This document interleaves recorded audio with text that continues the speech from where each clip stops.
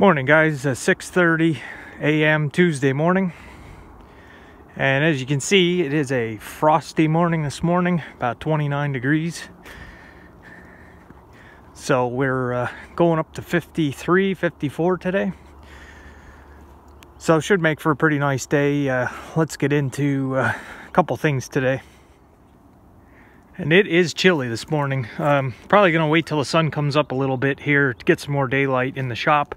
I do have a couple small parts. We can get some videos going here, but it is winter came back for a frost last night, I guess. So not gonna complain. You can see the field out there. I did the video yesterday. Just from yesterday, with the sun being out part of the day, the water got a little bit less in the field, so that's how fast it floods and how fast it goes away. So sun should be coming up shortly here, and I want to play around with the time-lapse feature on my camera and see if we can't get a nice sunrise here on camera. All right guys, good morning to everybody. Just wanted to give you a quick update on the farm today. We in the last week, end of last week, beginning of this week, we've been moving hay. I'm very happy to finally be moving hay and to finally get some hay customers. Basically, when I started this year, I didn't have any customers or any sale for my hay. I had to start right from scratch. I didn't have any regular customers. The customers I did have when I was over at the other farm, they found other people. So I got a couple good customers here in the last 2 weeks. So we're moving hay. We moved about 500 bales so far. So we're getting the top of the barn emptied out. I'm happy for that. Like to get that barn empty for next year, like I keep saying over and over again. So far, so good as far as the quality. You never know. If you don't have animals of your own, it's hard to tell what the quality is and what animals are going to do with it.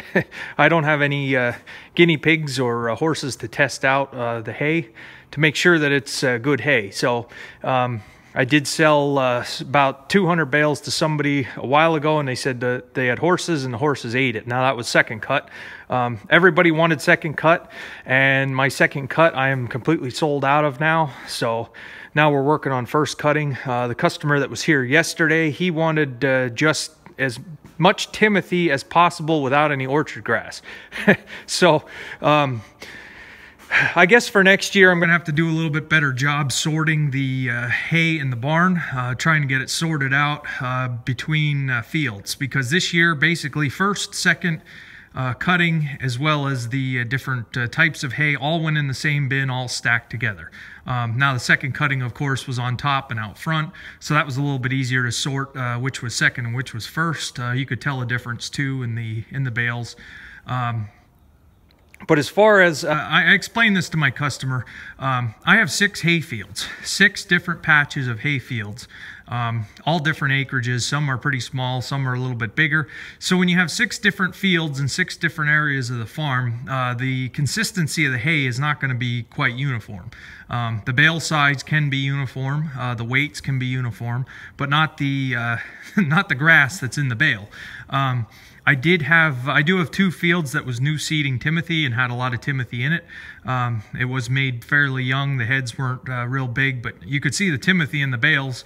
And a customer yesterday didn't want much orchard grass. He just wanted mostly Timothy, so it was a lot of sorting. I did find a pocket in the hay mow of the Timothy hay from those fields. So if you'll remember, I don't know if you saw in any of my early videos, way early on, I only had one bay of the barn to store hay, and that's why it was all thrown in one bay. There was probably 2,000 bales of wheat straw in the bay next to the hay mow that I had the hay in, and that had to get out of here first before I could use the other bay. So if I have 2 bays now, maybe I can do a little bit better job of sorting the hay by field. I don't want to get too fussy. Like I say, you run into customers that are way more fussy than others. And when I'm putting hay away by myself, believe me, you're not very fussy. You just want to get it in the barn. So hopefully for next year, we're going to try to do a little bit better. I will sort second and first cut. And you can charge more for second cutting, of course. I have been able to. So I'm sold out now of second cutting. So that's good. I'm glad that that's moved out of here. So now we got to work on first cutting. I don't have a number of how many bales I have left. It's hard to tell now. I kind of lost track, but it's still there's still pretty much hay in there. So a couple of the customers want to come back. I think there's a guy coming for another 100 bales sometime next week, and then another guy coming for another 200 bales. So that's how it is selling hay. I have been through this before. When you sell hay, it takes a while. Like I say, I had one customer come for about 20 bales, so you had to be there and load 20 bales. So it's how it is. It trickles in, especially with small bales. So that's one update. I just want to give you an update on the hay sales. I'm glad that it's selling because, like I say, I bought a piece of equipment that I'll let you guys know what it is once it's here.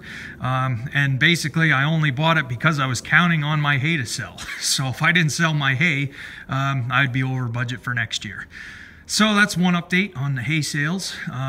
So the hay's moving. I'm very happy. Let's see. I'll give you another update on the farm here.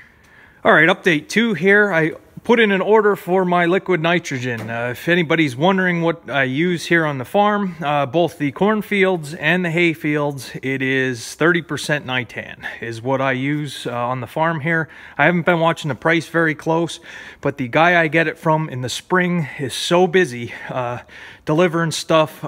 It's kind of a one-man operation. He does a great job, but he does get very busy in the early spring, and that's what happened last year. I really had to call him a few times and really had to try to get the nitrogen here on time.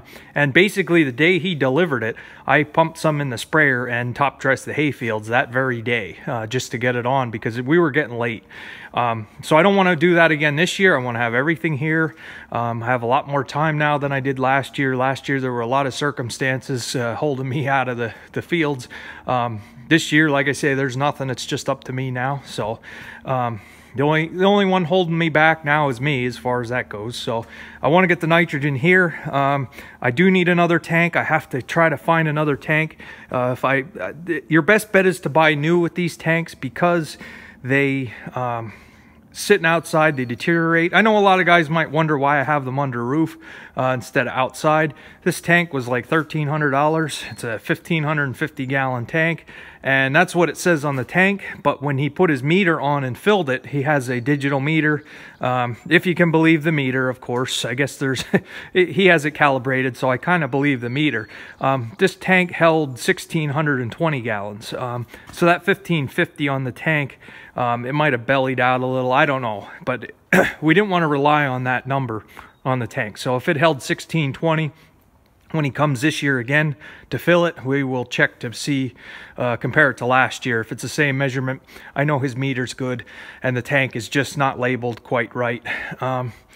So I need another tank. Like I said, 1,620 is not enough gallons of nitrogen for me. I have this one here, this little skid tank here that I got for like $30. It was a good buy because it's in good shape yet. So we filled that full of nitrogen. That one is 275 gallons. So we had that full, and he filled my 500 gallon sprayer last year. So with the you see how much nitrogen, and I didn't have enough last year. I no way had enough because I couldn't put any on for second cutting, and I didn't reorder. It's just kind of how things went last year. Last year was a lot of flying by the seat of your pants.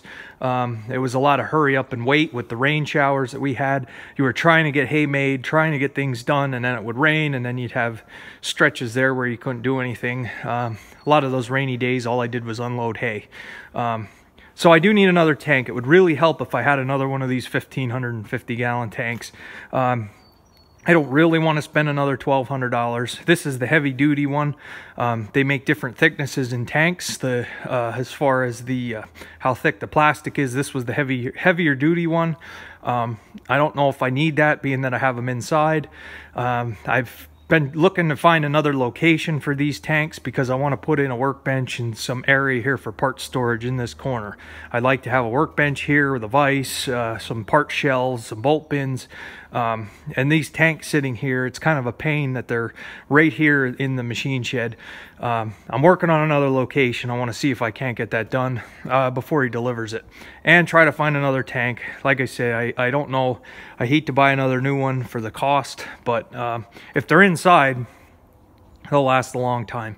I have looked at some used ones. There was an auction over the winter that had a bunch of these tanks, and they were all garbage. They were all deteriorated and cracked, and you're better off not even bothering. Especially if you're gonna fill 1,600 gallons of nitrogen in the tank, and if it's a bad tank and it blows out or something, you got a mess and you wasted a lot of money. So I'll probably end up buying a new one again. Maybe not the heavy duty one, we'll see. That's kind of up in the air right now. So with my nitrogen this year, we're going to do split applications in the corn, and we're going to do split applications in the hayfield. So it's going to be a lot more applying out in the field.